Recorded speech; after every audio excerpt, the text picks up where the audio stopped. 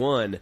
Ladies and gentlemen, welcome back to another episode of the Art of Move podcast with myself, Anthony Manuel, my good friend, Dr. William Raybar. We are out here in the Canadian Rockies, or at least Will is. I am out here in Playa del Carmen, Mexico for the next month, but we are still going live and recording podcasts for you, trying to find the grand unified theory of human movement and biomechanics. Today we are talking about some of the discussions that happen within the field of fitness, within the field of movement and biomechanics, and how we ascertain information, how we can defer to authority figures to assert our positions, and how that can easily degrade into how our quest to have integrity with what it is that we are asserting can quickly degrade into an appeal to authority fallacy, which is where you defer to an authority figure and basically assert that something is true just because an authority figure had asserted it. And so we're going to come up with different examples of that. We're going to discuss where we see that is prevalent. And we're also just going to kind of discuss the state of affairs as we currently observe it, in terms of people being able to have discussions and disagreements amongst themselves within the fitness industry, which is it's not in a great state of affairs, we'll put it that way. Yeah, absolutely. There's a lot to this, just appeal to authority, because I see it everywhere, right? And there's a difference in how the public uses it, how strength coaches, personal trainers, and I would say one level below, what the scientists are, how they use it, and then how the scientists themselves use it. So there's the public, there's the trainers, and then there's the scientists, right? And I'm going to say the public usually just defers to experts, right? Like the average person in public is like, I need an expert in plumbing, so I'm going to call the expert in plumbing. Makes sense, right? Like that's the good part about it, right? Yes. But that's not what we're talking about here. We're talking more where somebody is interested. Let's say a Naughty, for instance, right? He's very interested in the subject. He's dedicated his whole life in it. He's looked at it from multiple angles, thinks about it all day. Yet he'll be dismissed because he's not a quote-unquote expert by the scientist class, right? It's like, where's your peer-reviewed studies? And even the class below that, which I would, again, define as other strength trainers or, let's say, physiotherapists or chiropractors or sports med doctors. Academics. Yeah, academics. I guess you can say that, right? So there is a time when someone who's not a quote-unquote classic authority, an expert who has academic credentials, has a lot of knowledge. So on the pros, there's that, and on the cons, there's a lot of charlatans, right? So how do we decide who's who, right? And that's kind of where we're going to go with this discussion. Yeah, did you have anything to add to that? Well, yeah, I think what we want to distinguish is that we're not saying that like looking to an authority figure as a source of good, authentic, reliable information is a bad thing. In fact, I think it is kind of good to look at someone's credentials first and foremost to see.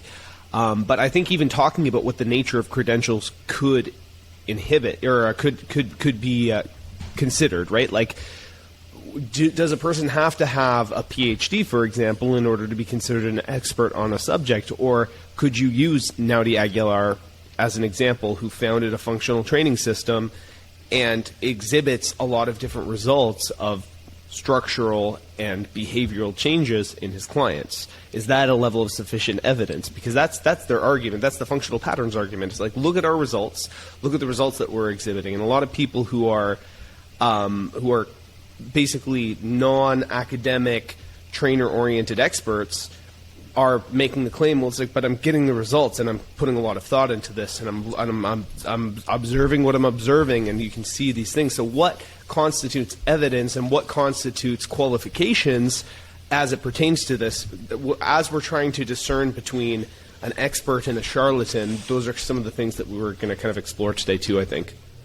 Yeah, the nature of evidence is a whole nother subject onto itself. We can dip into that, but I mean, I could have 5 episodes on that alone, right? Like, what is evidence? This is how I see it. I wanted to simplify it overall. Okay, so we have the class of people who aren't experts who are like, hey, I need an engineer. I need let's say somebody to help me work out. That guy over there, Joel Seedman, he's got a PhD. He knows exactly what he's talking about. Right? Or I could go to a Brett Contreras, and he'll know exactly what he's talking about with the glutes. Or a Mike Israetel, who is a full range of motion guy, bodybuilder. He'll know exactly what he's talking about. These guys take the best, what they think is the best material from the peer-reviewed research, and the amalgamation of what they believe is the consensus, and that's the truth. Okay, so there's that class of it, and then there's the class below that kind of I belong to, where it's like a chiropractor. And this is how I came up in school, where you kind of have the gurus going. Okay, so Stu McGill would be an example. It's like, oh man, Stu, like when you're a student, you're like, Stu knows so much. He's got a lab. He's got all these, he's done 100 publications. Brett Contreras knows so much about the glutes.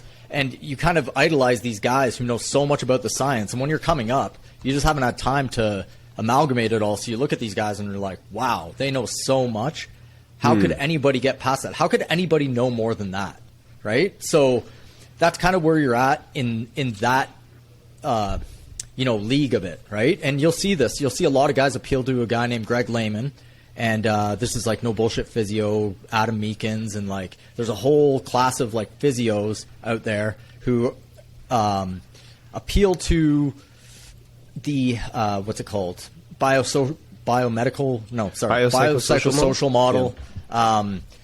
They are trying to take the best of the papers and like throw out papers that aren't very good in their eyes. And what it really comes down to is what you believe the best information is, and usually it is the consensus that becomes the best information.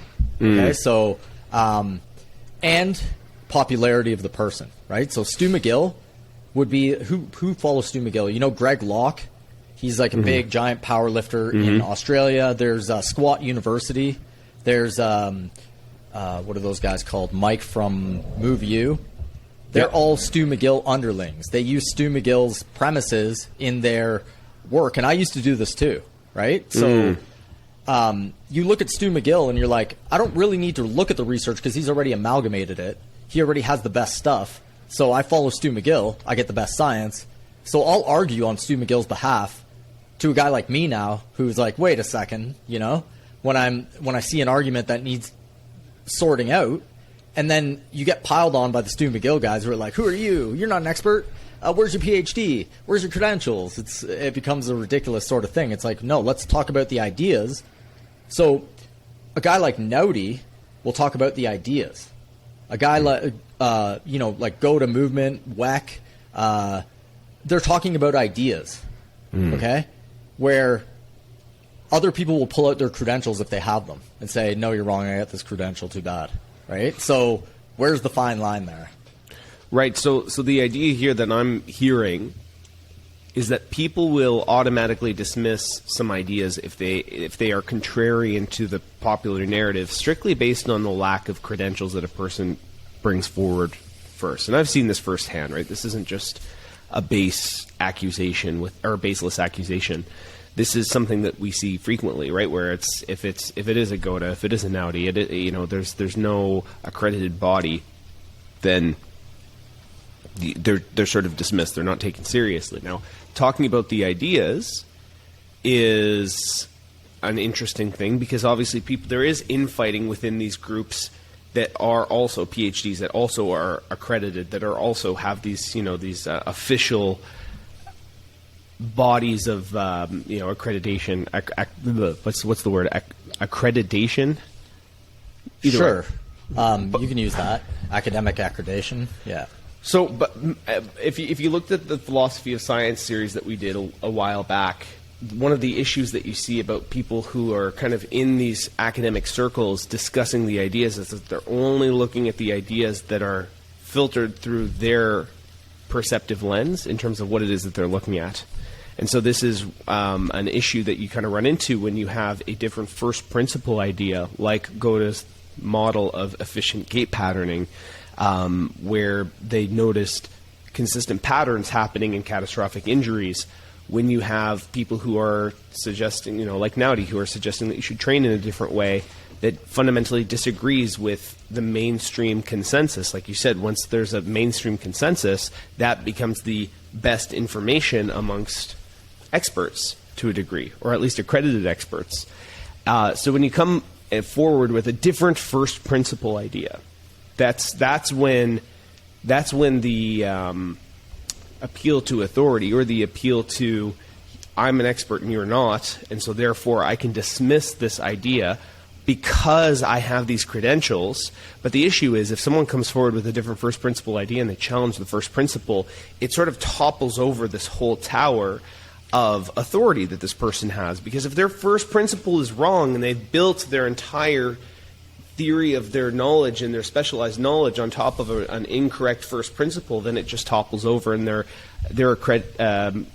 accredited authority means nothing anyway, right? And so this is one of the issues that we kind of run into, where it's like we have to be able to talk about ideas, even if they threaten a person's position of authority, a person's position in society, a person's professional status.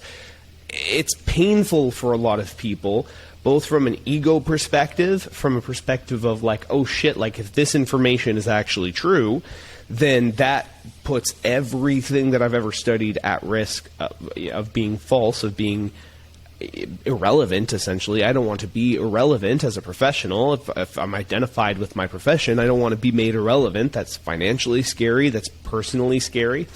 So the easiest thing to do, and I think it's not even a conscious thing that people do, is just like, well, I went to university and I studied all these things, and there's no way my first principles are wrong, so fuck off, kind of thing.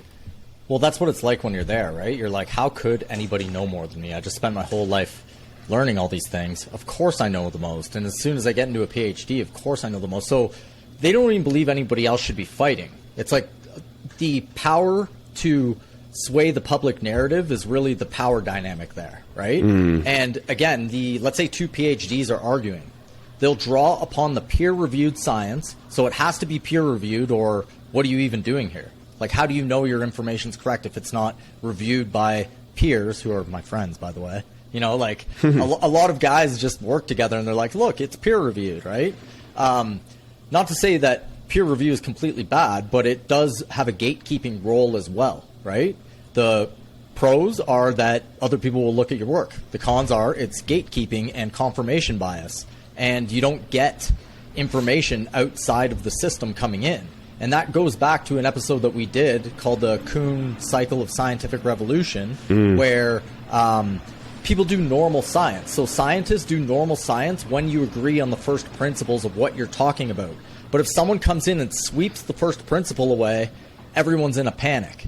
So let's say somebody says, hey, you have an incorrect gait model, but you've been analyzing gait, theory on top of theory on top of theory for a long time. Thousands of PhDs have argued over those higher level concepts, but the first principle is incorrect.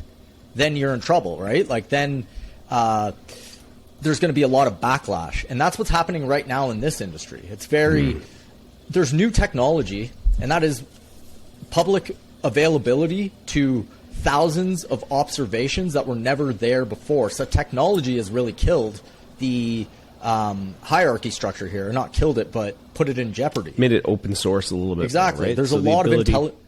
Sorry. I was just going to say the ability to actually ascertain information is more open source. The university, when we had our interview with Uber Boyo, he kind of gave the history of how the social structure of a university would work. It used to be this sort of arcane library of exclusive information. There was a sense of exclusivity, and only people who are university educated would become privy to this particular knowledge. Now information is open source because of the internet. There's obviously a lot of shit information that you can have access to on the internet as well, right? It's not just propagation of good information. There's also propagation of just random bullshit that is just out there, which is probably the majority of the information that you're going to find on the internet realistically. But the reality is that it's there.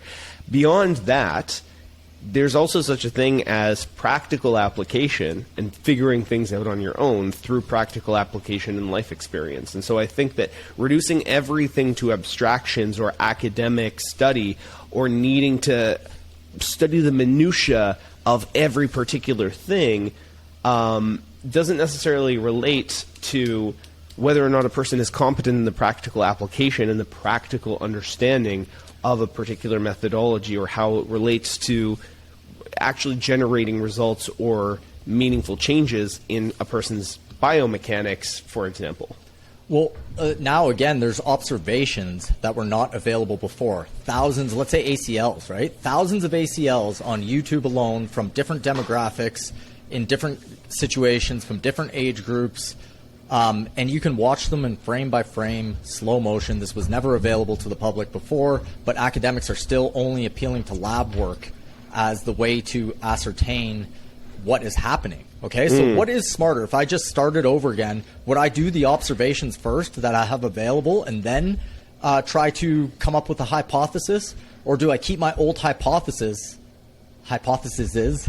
multiples, okay? Yeah. Do I keep those old ones and just keep going with my old theories that were there before I had the available information that we have now? So a lot of people are saying, no, let's do new observations, okay? And my old argument was that, hey, since all these are open source available, you could have thousands of PhDs on at one time watching the same thing and talking about what is happening. And then, and I'm talking about mechanically, and then you can try to come up with experiments and hypotheses to go into a lab and confirm these findings. But that's not happening, right? And a system like GOTA is like, hey, wait a second, we see these observations here. They're being ignored, okay? And a lot of people on the second level tier, the strength coaches, are protecting the PhDs. This is my hypothesis, unpopular. It will be unpopular among strength coaches, but you're just appealing to authority. You want to look at the observations first and then draw hypothesis from the observations. Don't use the old hypotheses that were not made from actual observations in the past. But the structure of the hierarchy of how things go will get not toppled, but shaken a little bit. Okay, so that's my hypothesis there. Science should be treated as a method. There is a structure to it, but it shouldn't be treated like a religion, okay? Like where there's such a hierarchy that no one can participate but the priestly class, okay? And the priestly class are like the PhDs now, and the and underneath that there is the protection of the PhD class, where, you know, you'll come in, you'll say something logical as an argument. It's like, no, Brett Contreras says this. Here's a paper. Boom. Do you have peer review? Where's your evidence? It's like you'll only accept one type of evidence, and that's from the PhDs and the peer review. So it goes around in a circle, right? So it's kind of ridiculous. And that, you know, I want to kind of go back to this idea of how different people interpret information, right? Because, like, on one hand, you have the consumer base, or people who are not educated in a particular subject. We're using fitness as the example here, right? This is, I think, true across the board. I think, you know, because I work in marketing, right? I'm always thinking about how people respond to different marketing messages and understand things. And a lot of the times, charlatanism is the result of people who are very good at communicating a marketing message or promising a certain result or promising something sensational, but don't necessarily have the credentials or the experience or the results to back it up, right? Conversely, if you are demonstrating to someone, if your marketing is literally the demonstration of the results that you are getting from previous results that you have gotten, that's not charlatanism, that's just demonstrating the thing that you can do, and then people say, I want that same result, and I want that, right? And so how people form an understanding of authority is kind of interesting, right? Because I think there is at least something that I've observed trend-wise is that people are trusting less and less that a university education has the value that it once did. I know on the job market, it used to be something that was like, oh, you know, you want a good job, you go to university and you study this and this, and it puts you on a fast track to have a good career. And then you go, if you want to make a certain amount of money, you basically go to university, you get a degree, get some specialized knowledge, and you can work a job. You know, I once heard someone say that a bachelor degree now is basically like glorified toilet paper or glorified high school, you know, if you want to be a little bit less crass. Right now, university educations are a dime a dozen, and people can learn so much faster and so much more specialized knowledge and so much, you know, with less fluff and more protracted on the internet. You know, there's self-learning is becoming a bigger and bigger trend now. And this is kind of interesting. So how people are forming opinions, at least from a marketing psychology perspective, of how a person is an authority, is by looking at the results of what a person can provide. Ultimately, I really believe that, right? And it's different, right? Because there is still social conditioning and social preconditions of, like, if you have a PhD, you've spent a long time studying a specific topic. I have friends who are PhDs, and they are extremely knowledgeable on the subject that they studied. They are doing continual research. But the reason they got a PhD wasn't to be like, I have a PhD, you have to listen to me. It's so that they can continue to study the subject more in depth and make more discoveries about the field that they're, basically that they studied. They're still, like, even as a PhD, they're still actively studying. And so, Will, you're bringing up this this article, An Illustrated Guide to a PhD. You want to run us through what that is? Yeah, so this is actually from Brett Contreras. So I spent some time going through Brett Contreras' blog, and I came upon this Illustrated Guide to a PhD, and it's basically what a PhD does and how it works, right? So let me read it. And if you're on YouTube with this, you can see the slides that I'm going to go with, but I'll try to describe them as best as possible. So, what an excellent way to view a PhD. Using my situation as an example, I've read all the research on the glutes. I've conducted my own experiments. Soon I'll be collecting and publishing data, and I have expanded the boundaries of glute training. But in the grand scheme of things, taking the cosmic overview, as my grandmother used to say, it's a small aspect of knowledge. Agreed, right? So that's the thing. Right now, there's such micro scales of PhDs. You can get a PhD in the smallest subsection of a category, and let's say you're a biologist and you get it in studying a certain type of bacteria. The average person will still think you're a biologist, you know everything. But instead, you've been spending years studying one particular bacteria.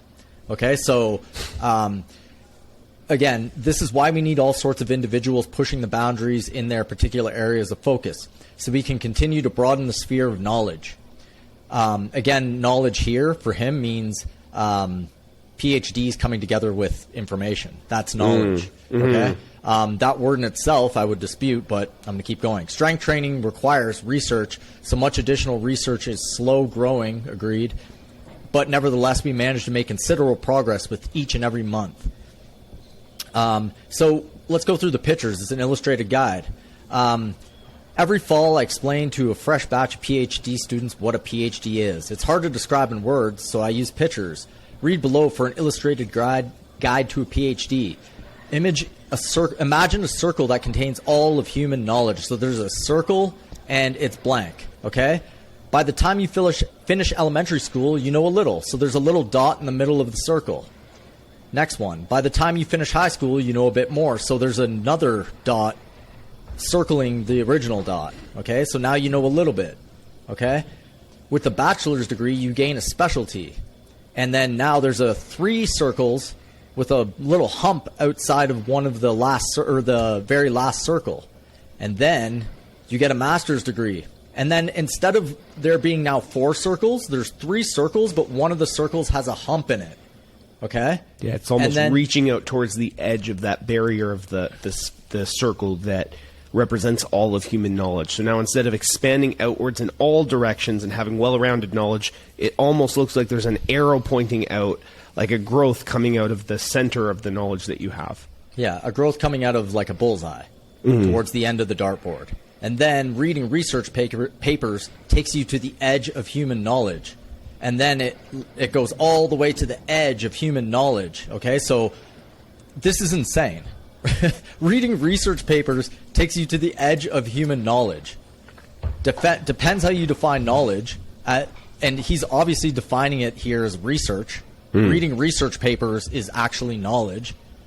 Wild, okay? It's an aspect of knowledge, and it's not in any way an application of anything, like in real life.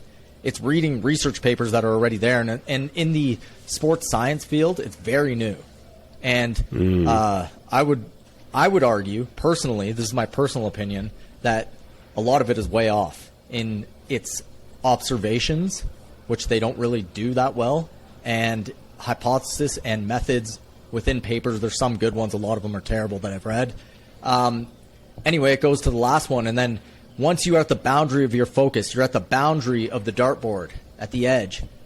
You push the boundary for years. And then that dartboard is growing out a little bubble. And that's where you got your PhD. And that's when you've made a dent, and it's called a PhD. So your PhD is literally like 0.25% of a circle coming out of a giant dartboard. Okay? And when he zooms in, it's literally just a little bump. I actually agree with that part. You're so micro focused in your PhD that it means that you've done papers, you've been peer reviewed, but do you have a overall picture of knowledge? No, you decided to spend your time hyper specializing in one area, and you may be forgetting the bigger picture. And that's kind of like my hypothesis as well, is that you're forgetting the bigger picture of the whole human being. Okay, this is very telling of a, I'm going to get off the screen here, stop screen sharing.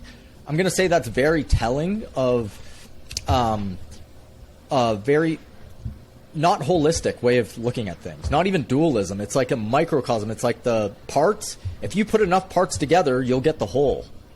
So the sum of the parts equals the whole there. But it's really not like that. You have to take a holistic view, which current science hates that word, holistic. Okay?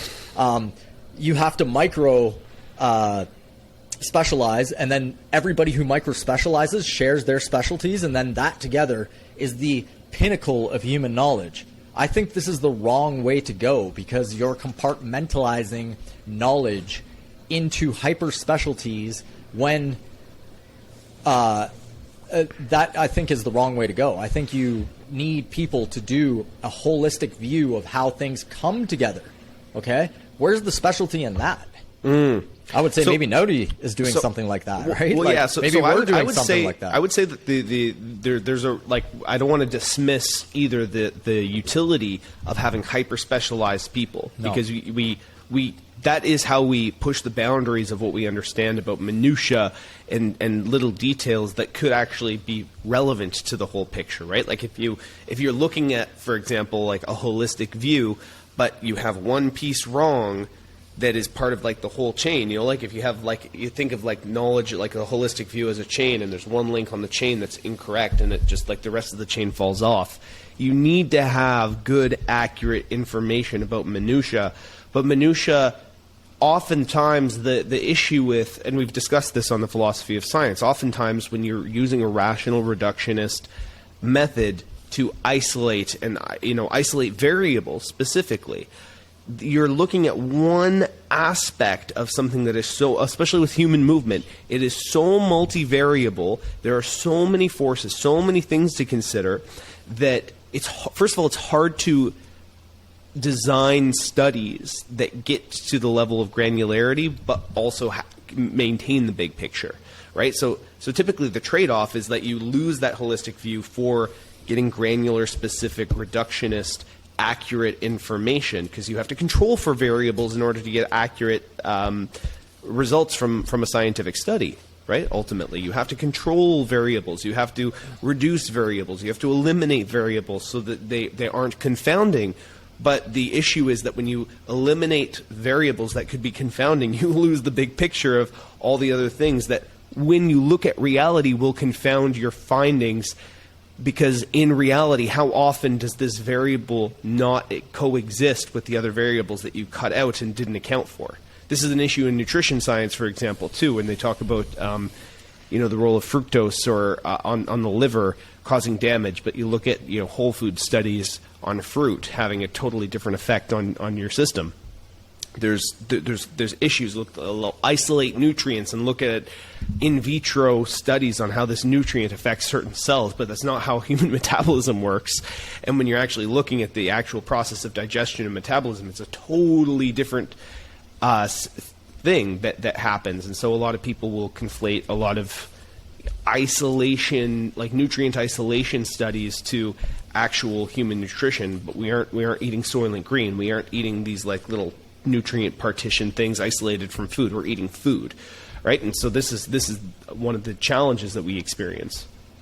Well, okay, there is room for hyper-specialization, okay? But it's not the pinnacle of human knowledge. It's not reading research is not, and conducting hyper-specialized research isn't the pinnacle of human knowledge. It isn't all what knowledge is defined as. And there is definitely room for the whole picture. Like somebody, let's say, specialized in looking at the whole picture. Because we don't have, that doesn't exist. Like, where is that, right? Because if you start arguing that, it's the PhDs who are hyper-specialized arguing with each other will go, who are you? Where's your PhD?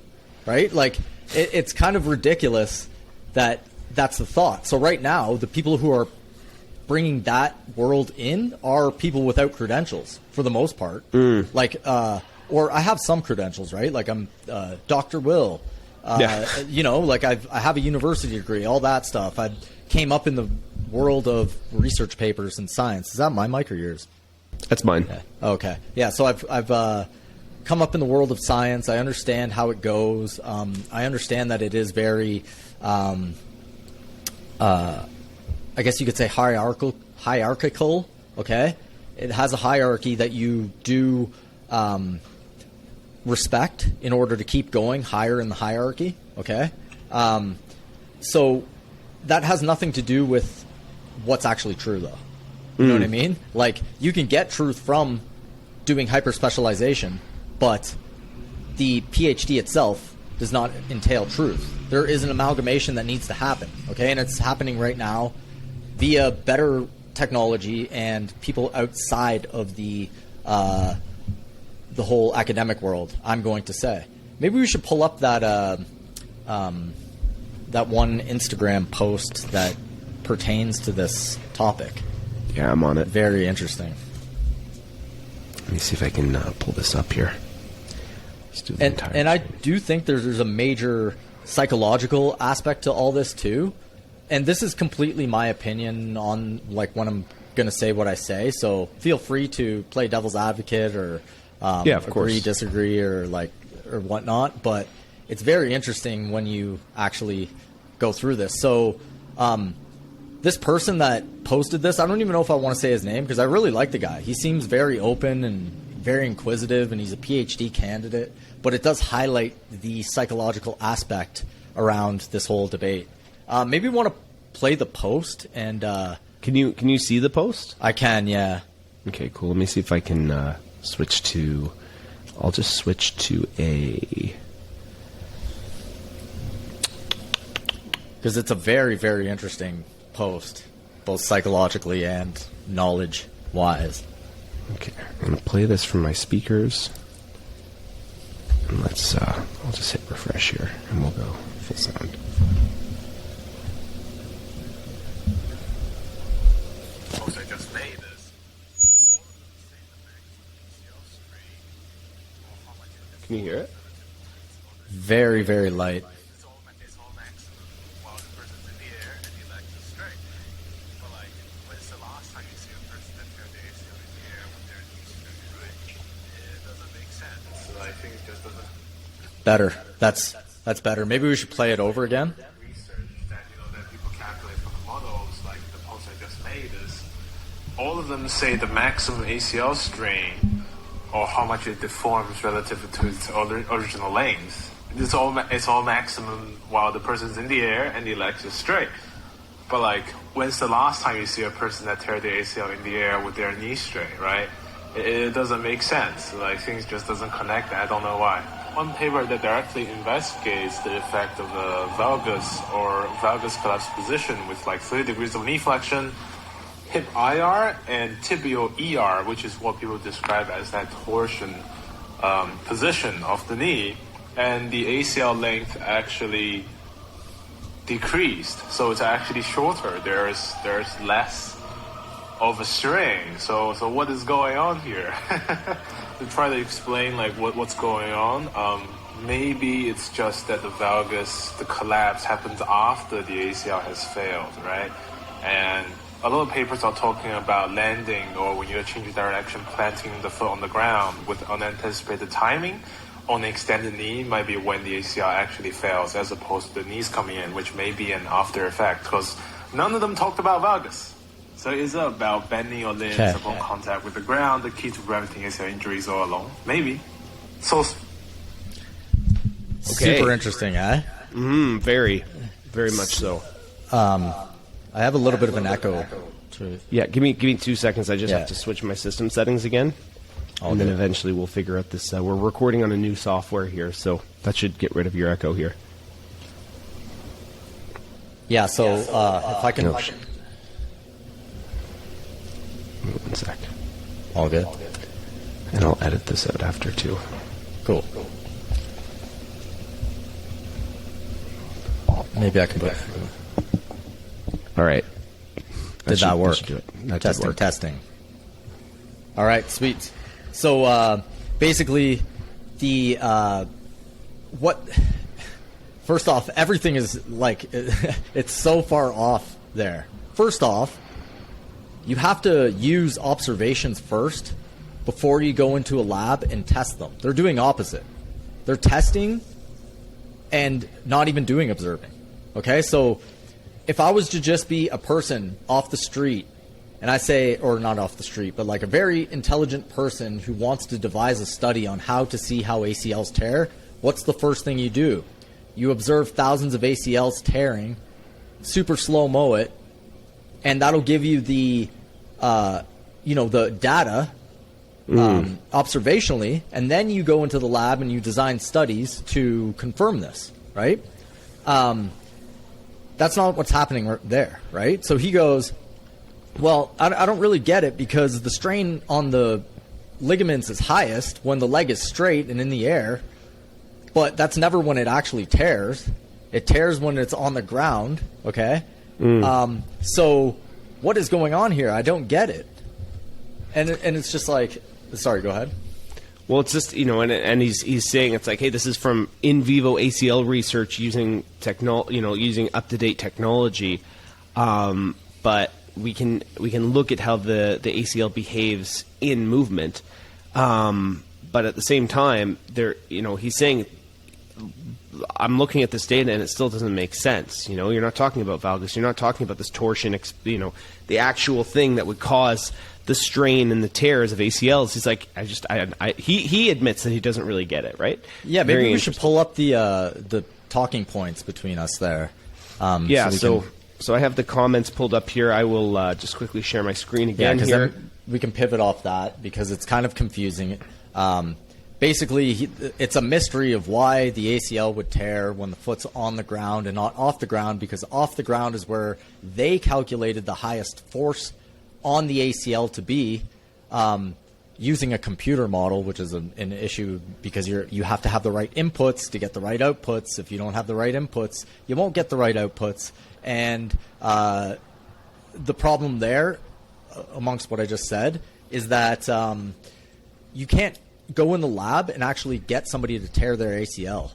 No, you can't. You gotta guess. Like, it's the highest here. I don't get it. Okay, so they have the wrong model, in my opinion, of how the ACL tears in the first place. It's not tibial ER and femur IR all the time. And again, they're both gyroscopes, man. They're rotating fast, in fast motion. Things can get stuck into the ground like your heel, okay, like your foot. They can get stuck and things stop rotating, and then maybe the other one keeps rotating, not accounted for at all. They're like, it has to be clean. This one has to do an ER with relative foot drop, so it is going IR, but it's relatively ER. And then the femur's definitely going IR, so I don't know what's going on here, right? So let's... And we'll try to have him on for a discussion at some point, too. We don't want to, just like have a bunch of arguments against the points that he's making without having him have the opportunity to respond either. So, Sam, if you happen to watch this, we would love to have you on the show, and we'll have a friendly discussion about this. Because, your comment was basically what you just said. What if the way that ACL strain is measured isn't accurate? The observations do not match the lab models / theory, so you throw away the observations? So his response is, it's much more accurate than when you can't directly observe it. you actually measure where the ACL attachment points move on each skeleton and compute the strain. Whoa. Can't observe it.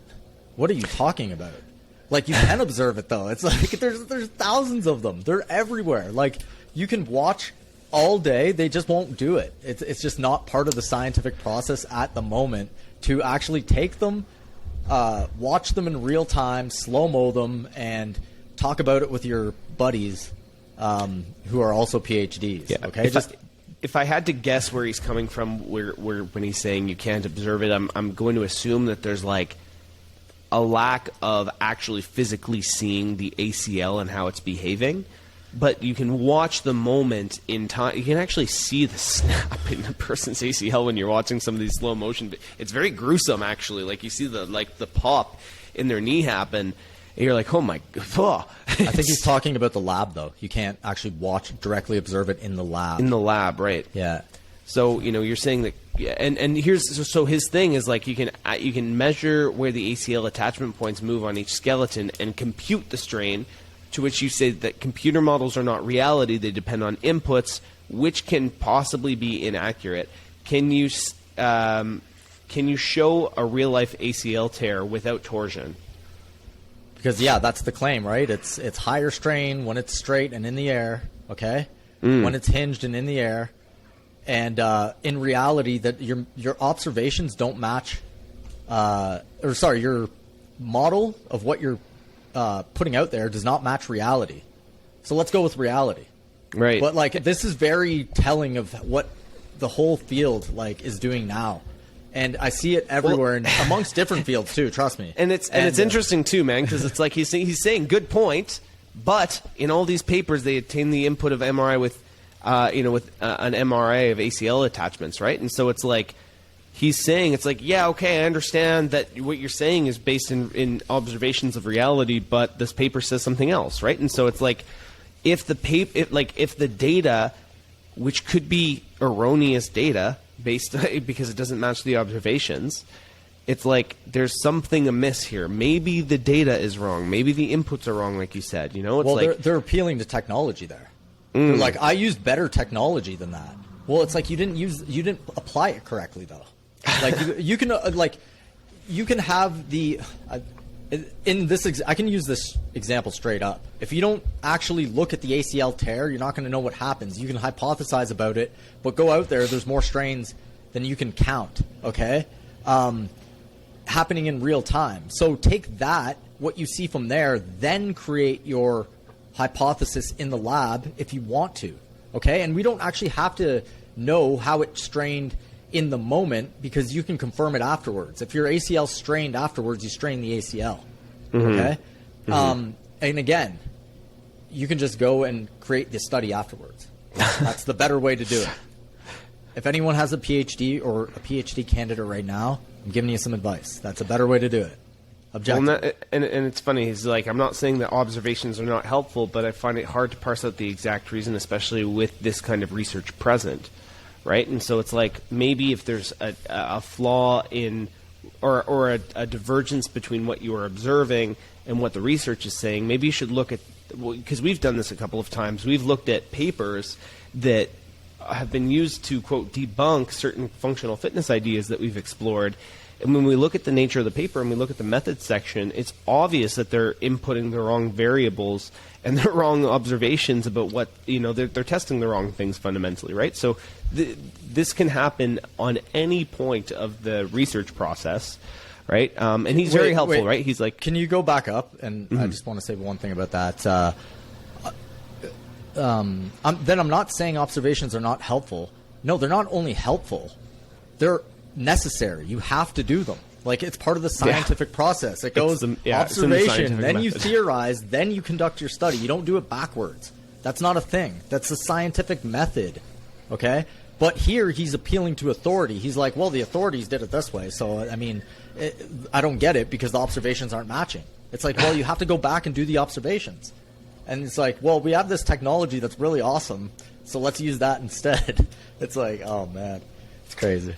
Well, and, the point that you make are like, when have you ever observed, like, most of the time you can see the ligaments give way in real time, much like you can observe in Durant's Achilles injury. Would you say that that happened in the air or planted? You know, it's way easier with an Achilles than an ACL, which I agree with.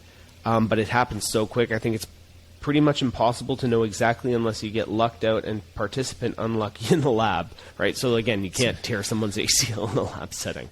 He keeps going back to the lab, though. Like, why? Why do you want to be in the lab?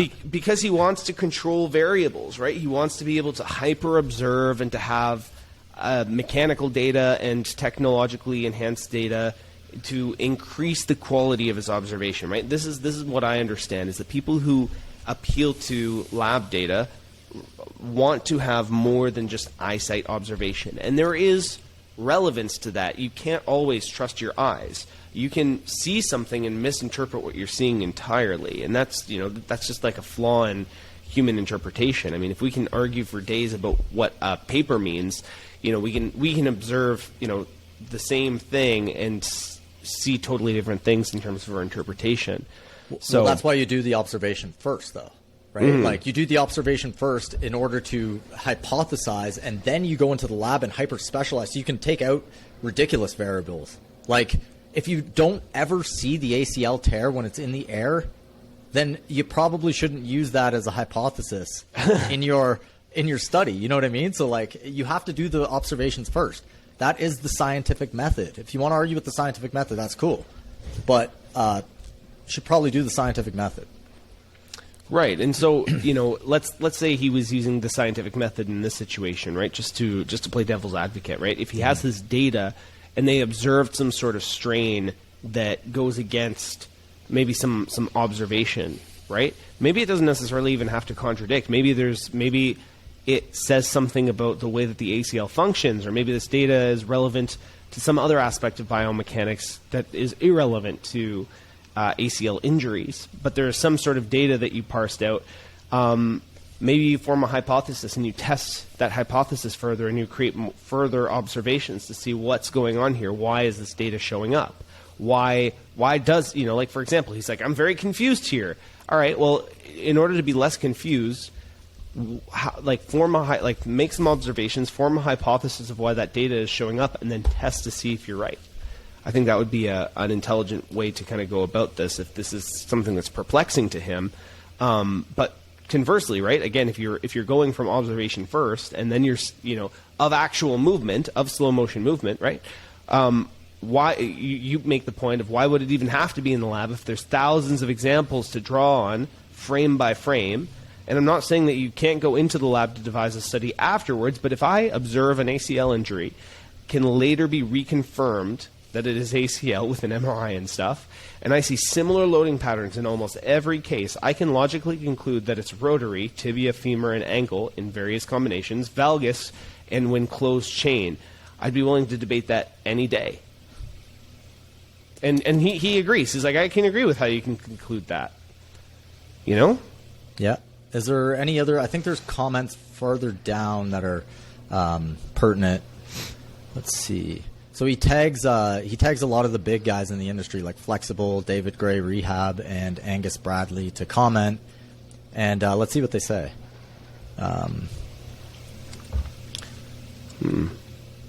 Go back up because I commented on that one somewhere. Oh yeah. So David Gray. What did David Gray say? Go up. Here we go. Yeah. So David Gray said, I've seen suggestions for years now that the ACL tear is happening way before the valgus position occurs. I defer to smarter people than me to try and figure out exactly appeal what's to going authority. on. But I focus way, way more on training pre-activation now with my ACL clients as a result. So why would you train? Like, if you don't know the mechanism, how are you training to stop the ACL tears from happening? Do you know what I mean? Like, wouldn't it be smart to understand the mechanisms and focus on that so we can intelligently rehab towards ACL prevention? That would be a lot smarter to me. And here's the thing. I think it does happen before the valgus. So he's correct there. But when you go down and I asked, like, what are those suggestions? Of course, crickets, right? Like, because I think they're trying to avoid at this point what the mechanisms are, because I think I know them because I've watched so many. Do you know what I mean? Like, yeah. Either way, let's see. There might have been another exchange here before I get into that. Let's see what Death of Goda. That was funny. So Ben Dunks said it's the death of Goda. Check out some of the papers I listed. Next step in understanding injuries and more realistic concepts. Internal tibial rotation / torsion would be more conducive to Goda's hypothesis than what the models are saying, though. What do you mean by death of Goda? And then Sam replies by saying, the studies say ACL strain is less when torsioned, or as many call knees in, which I'm pretty sure is what Goda doesn't want, which again is not 100% true. There's like a pattern that Goda describes. Knee valgus is not the, like, people say that it's pronation and knee valgus that is what Goda says you shouldn't do, and that's not entirely true, because that's not true. Because they're using a different language, right? When you have inside ankle bone high, that ain't tibial IR. Yeah, I know. What's he talking about? Like, okay, so he's taking the papers that are obviously not matching observation and then saying it disproves Goda. It's like, no, it's strengthening their position. Right. There. Like, or what? Okay, let's see. And you reply by saying no, it doesn't match the reality and observation, though, as you stated yourself. Also, when ankle collapses, the tibia moves internally and medially combined with torque, which is true. And then, but how do you parse that from femur internal rotation too? So here's the kicker here. Here's the red herring. This is where everybody wants to go. It's like, who cares? Okay? So both bones are rotating fast. One gets stuck into the ground and not rotating as fast, and then the knee gets shredded. Okay? So that can happen in various combinations. Most of the time, let's see if I can put my foot up here. I'm gonna stop sharing for a sec so people can see your foot in real time here. I'm going to get up on the chair. Can you see that? Okay. Here, I'm going to take off my sock. Okay? When I plant, can you hear me right now? I can hear you, but I can't see your foot. Okay. Right there on the desk. Okay? Yeah. When I plant, my leg goes to the inside here. They'll call that tibial external rotation because relatively my tibia's maybe going this way. Okay? But really, it's gyroscopic. It's dumping towards the inside. So the energy's dumping towards the inside. If I keep going like this, watch in slow-mo. Okay? Yeah. If I keep going like that, I'm going to have a serious problem. Everyone can say that or see that. Okay? Someone hits me right now here, I'm going to tear an ACL. Yeah. Okay? Like, this is very easy to see. So it's actually femur's going internally. Or, sorry, the tibia's going internally. Okay? And what's actually happening here is that this is getting stuck. Sometimes the heel gets stuck into the ground, like when you're lifting, you're really applying this mechanic into you, okay? So that's getting stuck. This stops spinning quickly. This bone keeps spinning fast because you're going forward.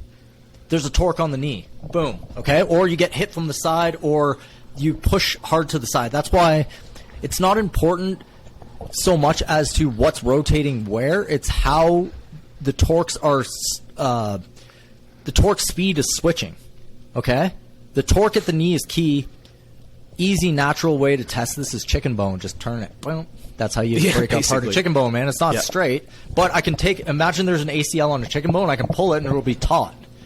But I break it by turning it, okay? So again, my ankle comes here. I dump on the inside. And everybody agrees. I've never seen anyone disagree that too much pronation is bad. So forget about the Goda argument for now about inside ankle bone high, which I think is still correct. Sorry, guys. I still think it's correct, okay? But forget about that example for now. We all know that overpronation is bad. Look what happens to the tibia. It dumps inwards. This is going inwards, okay?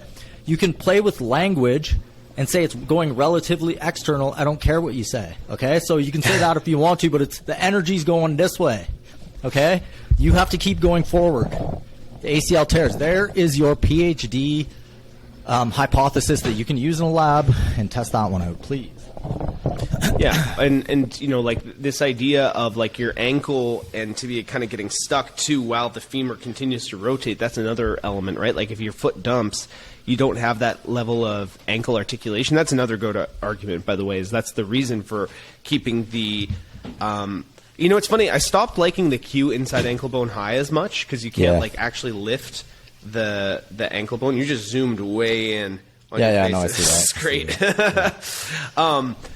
You know, like it's almost more of like a dome like it's interesting because it's like a pressure to maintain the integrity of the dome so that you don't collapse in on your foot, so that your dome doesn't collapse, so that you don't have that you know,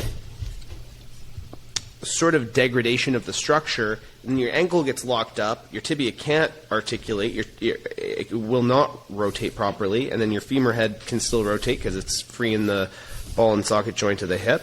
Mm-hmm. That's where you kind of get some of that torsion effect on the knee, and that's where you end up with knee problems. Yeah, so it doesn't necessarily have to go valgus, and like the thing is, everybody's obsessed with valgus. They're not even like when I look at the research on valgus, and they're like 30 female soccer players jumped off a box and their leg went in. It's like, what are you measuring here? It's like, this is insanity. I remember going over that one with you. It's like, this has and it's funny because that was touted as like, look guys, there's no more valgus like, you know, associated with ACL tear. It's like, dude, you just got some girls to jump off a box. You weren't testing you weren't testing any relevant variables here at all. Yeah. So that's it's pretty like, I'm going to say insane to me that like they can't just go to the observations first and observe that happening. And that's not necessarily the only way, because there can be, I mean, sticky situations where you're turning in a weird fashion, right? But that's most of the time. Mm-hmm. It's going to be like that I've observed, and nobody will even talk about it. They're like, oh, I don't see that at all, because they don't want to do the inside ankle bone low thing and say that goat is correct. And like the funny thing is that in this one here, people are like, I don't know the mechanism. It must be a straight leg when you're swinging it through the air. But I don't see anybody actually tearing it like that. Then I had a strength coach who seems to be like, he was in the game for a long time, come at me and he's like, you know how I always say, if you can find an inside ankle bone low, ACL or Achilles shred, please send it to me because it'll be counterproof. It's a black swan. It'll literally be the counter opposite. And I got a interesting reply from a guy. He's like, well, the mechanism is inside ankle bone low, so you can't get that black swan. And I'm like, yeah, exactly. That's the whole point. And he's like, well, it's exactly like an Achilles tear, let's say a lateral ankle sprain, where if your ankle turns laterally, that's the mechanism. So I can't give you a black swan of inside ankle bone high because that's not how it tears. And I'm like, that's Gota's argument. That's the whole thing. and not only that, but then I get to a paper like this, and they're like, I don't know how it tears. What are you talking about? So which one is it? Which one is it, guys? Send me that inside ankle bone high. And then he's like, well, Weck disproved it. Something Achilles tendon he's going off on. These guys hate Gota, right? So they're like spiraling, and they're like, well, what about the Achilles tendon? Weck made you look like a beta. By disproving you on your podcast. I'm like, did you watch it? Because Weck was like, oh yeah, you're right, sorry. You know, like, he's like, yeah, whatever, right? I love Weck, by the way, right? But clearly he was off the inside edge on that.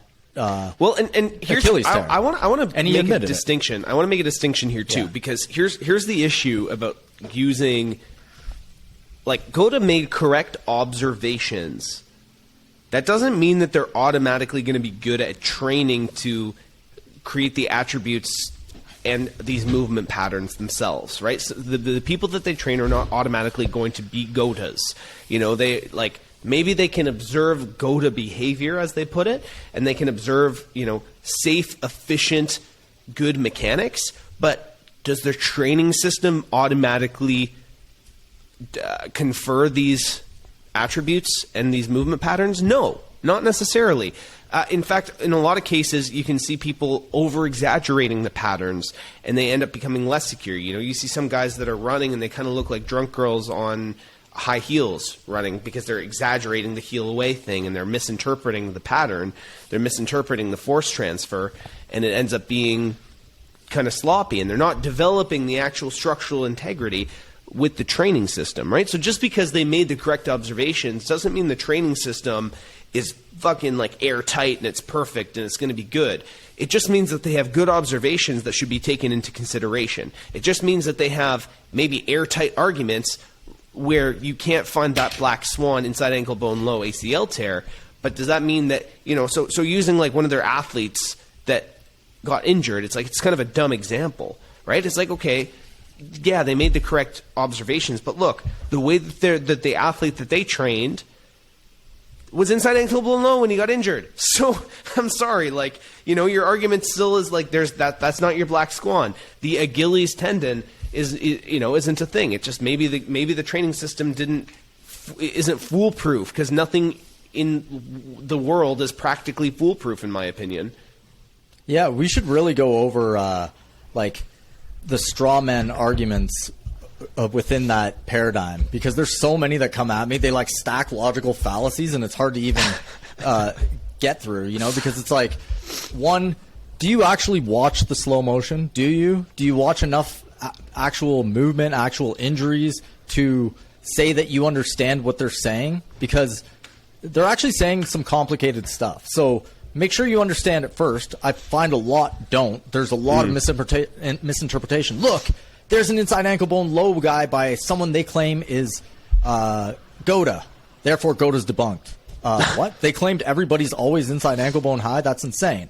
Oh, you train Goda? Look, I snapshotted a picture of you with your inside ankle bone low while you're boxing. It's just like, oh, man. So I now claim because I trained Goda for that. Oh, yeah. So I trained Goda for like a couple of years, and I still go inside ankle bone low, guys. Like, it's not a foolproof. It's not like you get a certification, which I don't have, but it's not like you start training Goda and you're just always inside ankle bone high. It's like, doesn't work like that. You're not getting big bows. You're not cornering correctly immediately when you start training. It takes years, and you might even lose it. It's like, yeah. The great part about Goda to me is the resting positions. It's like, rest more, be in resting positions. It's like, understand that there's a code to movement, and that one I will debate, is that there is a blueprint to movement. Okay, yeah. Human inborn, just like breathing, just like knowing how to have sex, anything. You're inborn with a code to movement. It is rotary and spiral in nature. Now, how to get there, that's a different story. That's up for debate, okay? Yeah, but, exactly. If you want to debate the actual fact that there's a blueprint to movement, then I'm up for that debate, 100%. Yeah, and I'm super, super keen for that, too. I haven't heard anyone who wants to stand up and actually, like, make the point, like, make any, like, conclusive points that you could argue for or against in terms of that. A lot of the times it's, arguing against the system itself, or just saying that it's too reductionist or whatever. But again, I've not really heard a lot of good arguments against the observations. And so, when people, it's funny because we have a lot of people that are like, oh, you guys are so pro Goda. You're so pro Goda. You're obsessed with Goda. Like we get a lot of comments in the YouTube. It's like, why are you guys Goda dick riders? It's like, we're not. We're not. We like we use some of the methods, and we basically we don't find that there's anything that is significant enough to refute some of their observations. I'm speaking for myself, by the way. I shouldn't say we. I find that there's not sufficient, like, from the visual data that they presented, I haven't found anything convincing to say that their model of efficient gait patterning is incorrect, right? So that's from my perspective. Now, I've dabbled with a lot of different training systems. I've actually developed more Goda patterns from doing patterns that Goda would say are WODA, right? Like from doing one-of-a-kind fitness, for example. Like I did like a couple of months of one-of-a-kind fitness, and my patterns seemed more relatable to the Goda observations than when I had done, I think it was like 6 or 8 months of the do-it-yourself courses and the follow-along workouts that Goda has, right? So, in terms of how your structure changes and adapts and reacts to these dynamic forces, do I think that Goda is the end-all, be-all training system to have these efficient patterns? No. I actually really don't, and I'll be happy to discuss that with anyone, on a personal basis. But I do think that their observations about efficient mechanics are correct. Yeah, I'm with you on that, and here's the thing. When you have a big company, you have to kind of make a system. And the system does not fit.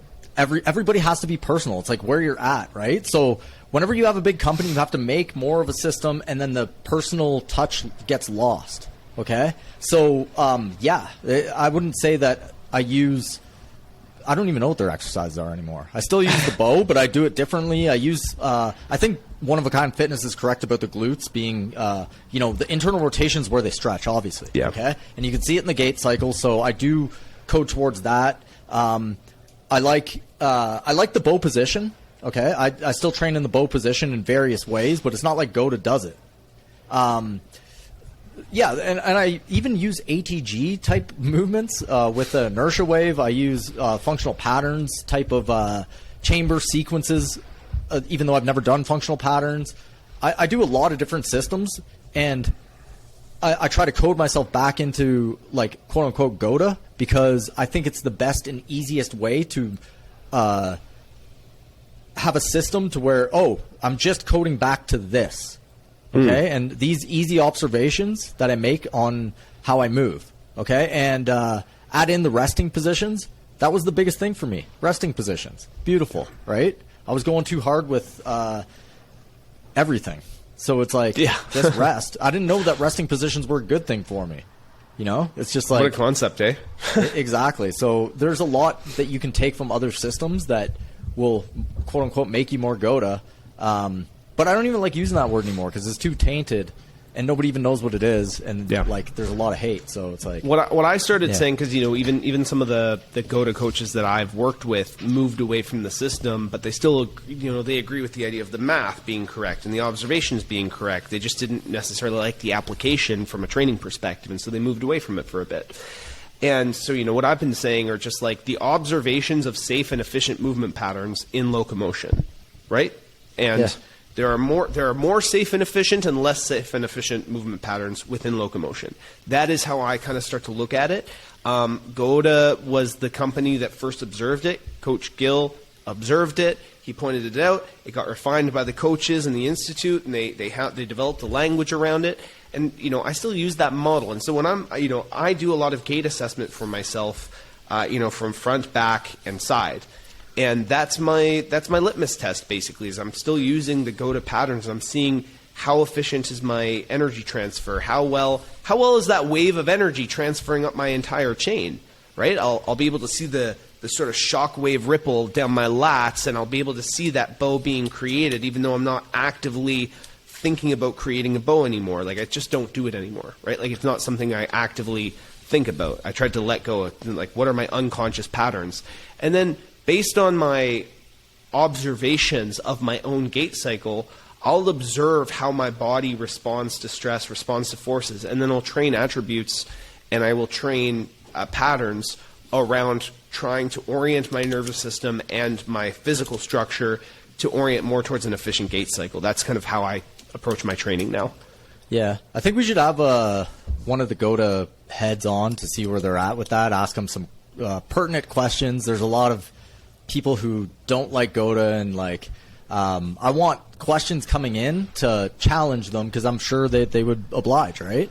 Mm-hmm. That would be great. Yeah, they've never backed down from a challenge, right? And that's the thing, right? And some questions, some hard hitting questions. I'm sure Rick would be down for that. But another thing is, I don't think they invented anything. They just observed it and repackaged it, and they kind of admit this too. It's like I used Aldoa, I used what's her name? Back chain dominant woman, Noelle Perez. Well, even the resting postures are muscles and meridians, right? Yeah, there you go. Philip Beach. Mm-hmm. Yeah, so I mean, there's a lot from different systems, but most things are repackaged in a different package. Most people don't invent anything; they repackage things to make it more convenient for other people, to make it more organized for people in their own head. That's kind of the value that I got from it. Definitely the organization and quieting the noise of like the industry that's all over the place. Okay, that was the value for me. But I've also taken from, I can't thank functional patterns enough for the amount they got me out of the lifting paradigm. Okay, Naughty mostly talking. Right, it got me out of that at a time when I was deep into CrossFit and heavy lifting, and my body was just destroyed, right? So I use a lot of their concepts. I use even the one of a kind, even though I kind of knew this before, but I like his what's it called? Reactive stability. Like no, not that. His squat, the OKF squat. Right. Yeah. Okay? Yeah. I do various movements out of that. Maybe not the exact same way he does it, but I do think the glutes are loaded in internal rotation, and the landing, I think Goda's right that you land in a bow if you're going to absorb, but if you're going to continue and you want to get spring off of it, you have to go internal. Okay, so there's an argument about that. Kind of preface that one for the nerds, but yeah. It's pretty cool stuff, man. So that's another episode wrapped up of the Art of Move podcast, guys. We'd love to hear your opinions of what you thought of some of the points that we came up with. Feel free to inundate our comments section with whatever you thought. We're always happy to check it out. You can follow me on Instagram at anthony.manuel, Manuele. You can follow Dr. Will at the Art of Move. Follow us on YouTube. Subscribe to us on YouTube, on Spotify, iTunes, wherever you can listen to podcasts. We're stoked to be doing these. Upcoming episodes, we have some cool guests lined up for you. We're going to be doing another episode with Nadia Aguilar. We got a bunch of cool... We had some requests for some martial arts guests as well, so we've been kind of trying to line some cool boxing coaches and some other people up for that as well. We're just going to be doing a lot of cool conversation. One conversation I'd like to get into since we started to dabble into it here is kind of talk about where our own practices are currently, because I know mine's evolved quite a bit. You know, I actually got a Parabar from the Functional Patterns, and I've been using that a lot, and that's super, super fun, getting some of the spiraling actions and being able to resistance train in that way has been like a total game changer for me, but I'd love to get into some of that. Anyways, guys, thank you so much for listening to The Art of Move. We will... Go ahead. Sorry, one thing to say. I'm dropping my YouTube channel. Well, I'm actually going to start posting controversial takes on fitness industry. Stay tuned for that. That'll be coming up in the next week. You're going to love it. It's going to be very controversial. I'm going to go into different, YouTube channels and give my opinion, long form. It's for the nerds. It's going to be entertaining. Stay tuned for that. And we'll be able to deliver a lot more technical information. I try to keep up as much as I can, but ultimately, I was a guy who was a personal trainer and am now just enthusiastic and happen to be a good podcast MC. So go check out Will's YouTube channel. We'll post the link to that in the comments or in the description of this episode. And we'll catch you on the next episode of the Art of Move podcast, guys. Have a good one, guys.